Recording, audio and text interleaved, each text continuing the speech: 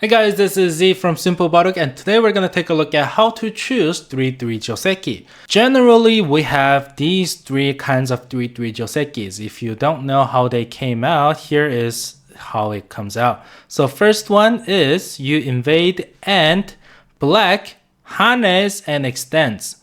And second one is black extends immediately and the Joseki ends over here. And the last one is black wants territory, so double harness, and white has a ponuki at the end and black has the corner at the end. If we look at this one, this Joseki at the end, black has a really thick influence or thickness outside, and white could play this one and play away. But in most Q games, white would play this exchange and white would play away. The difference is that if black has this tiger's mouth over here, then this thickness is too thick. So nowadays, people just push one more time and then play away. And this one is black saying, I could sacrifice a little bit of my influence outside.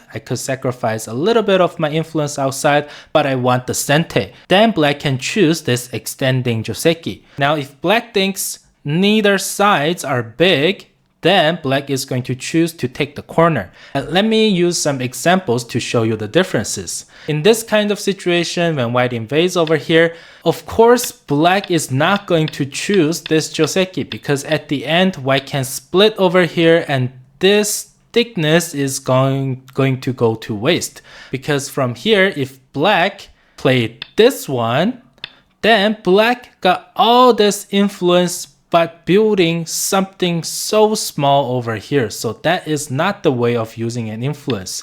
But if black plays something over here, this influence is immediately restricted by these two white stones. So in this kind of situation, it's better for black to choose to have a sente, and probably black throws a stone in the middle to grow something huge in this part of the board. But if black already has a stone over here and white invades, then black is not going to choose this Joseki. Because even if black can have a sente and grow something over here, white playing something like this can kind of restrict black's potential and there are invasion points over here. This is not thick enough to support this stone. And let me give you a better example from here. If white plays over here, if black chooses this modern AI Joseki, then white could play this one. This stone is going to get wasted, and this stone is still not forming a great framework with these stones because it's too empty over here. It's not thick enough. So in this kind of situation, it's better for black to choose this one. Although white is going to have a sente, but is white going to invade over here? Of course no. White is not going to invade over here too. White is going to play something over here. And now you can choose either this one or this one to trying to abuse white.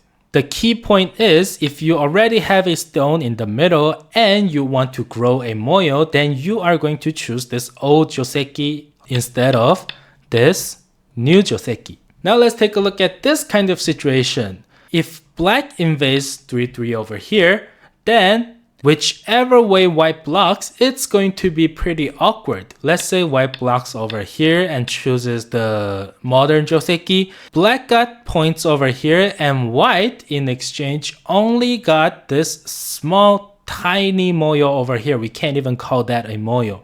So that is obviously not a good choice for white.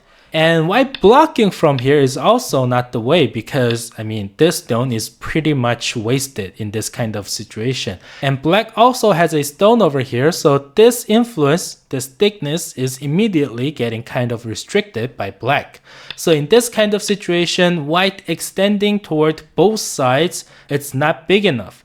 Now in this case, white is going to double hane and give white can have this corner plus this stone and black can have this, but since black already spent another move over here, white giving black this ponuki is not that severe. If black plays this one, white can shoulder hit and reduce over here. If black plays something over here, I mean, it's black merely connecting two very strong groups together, so it's not even that big anymore. You can play this one and the game goes on. So that's basically how you choose your 3-3 variations. If you have a stone over on the other side and you want to grow a huge and beautiful moyo, then you choose this Joseki. But if you don't have something to grow outside and all you want is a sente that you can sacrifice some of your thickness outside and choose this Joseki. If both sides are not that big for you, then you can choose this one to grab your points instead. This has been Z from Simple Baduk. It's really hot in here. I'm sweating and I will see you next time.